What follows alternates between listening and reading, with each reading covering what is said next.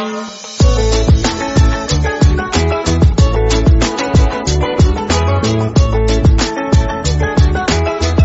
The lord. ప్రభువైన యేసుక్రీస్తు వారు ఈరోజు మనకు అందిస్తున్నటువంటి వాగ్దానం ఆదికాండము 12వ అధ్యాయం 2వ వచనం.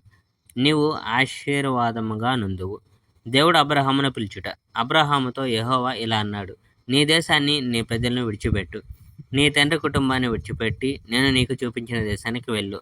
నిన్ను ఆశీర్వదిస్తాను, నిన్ను ఒక గొప్ప జాతిగా నేను చేస్తాను, నీ పేరును నేను ప్రఖ్యాతి చేస్తాను. ఇతరులను ఆశీర్వదించడానికి ప్రజలు నీ పేరు ఉపయోగిస్తారు. నిన్ను ఆశీర్వదించే వారిని నేను ఆశీర్వదిస్తాను, నిన్ను శపించే వాళ్ళని నేను శపిస్తాను. భూమి మీద ఉన్న మనుషులందరినీ ఆశీర్వదించడానికి నేను నిన్ను ఉపయోగిస్తాను. అబ్రాము కనాను వెళ్ళాడు కనుక అబ్రాము యెహోవాకు విధేయుడై కనాను వెళ్ళాడు. అతడు హారాహును విడిచిపెట్టాడు, లోతు అతనితో కూడా వెళ్ళాడు. ఆ సమయంలో అబ్రహాము వయసు 75 సంవత్సరములు. అబ్రాము హారానును విడిచిపెట్టబడినప్పుడు అతడు ఒంటరివాడు కాడు.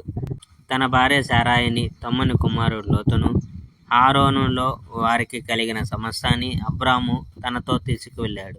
హారాన్లో అబ్రాము సంపాదించిన బానిసలు అంతా వారితో వెళ్ళారు. అబ్రాము అతని వర్గం వారు హారాను విడిచి కనాను దేశానికి ప్రయాణం చేశారు. అబ్రాము కనాను దేశం గుండా సంచారం చేశాడు. అబ్రాము షెకెము పట్టణానికి పయనించి మొరేలో ఉన్న మహావృక్షం దగ్గరకు వచ్చాడు. ఆ కాలంలో కనాను ప్రజలు ఈ దేశంలో నివసించారు. అబ్రాముకు యెహోవా ప్రత్యక్షమై ఈ దేశాన్ని నీ సంతానానికి ఇస్తాను అన్నాడు. ఆ స్థలంలో అబ్రాముకు యెహోవా ప్రత్యక్షమయ్యాడు కనుక ఆ స్థలంలో యెహోవాను ఆరాధించడానికి అబ్రాము ఒక బలిపీఠం కట్టాడు. తర్వాత అబ్రాము ఆ స్థలం విడిచిపెట్టి బేతేలుకు తూర్పున ఉన్న పర్వత ప్రాంతాలకు వెళ్ళాడు. అక్కడ అబ్రాము తన గుడారం వేసుకున్నాడు. పడమటికి బేతేలు పట్టణం ఉంది, తూర్పున హాయి పట్టణం ఉంది. ఆ స్థలంలో యెహోవా కోసం మరో బలిపీఠాన్ని అబ్రాము నిర్మించాడు.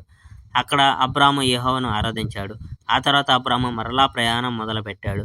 నెగెబు దిశగా అతడు ప్రయాణం చేశాడు. Praise the Lord. May God bless our India.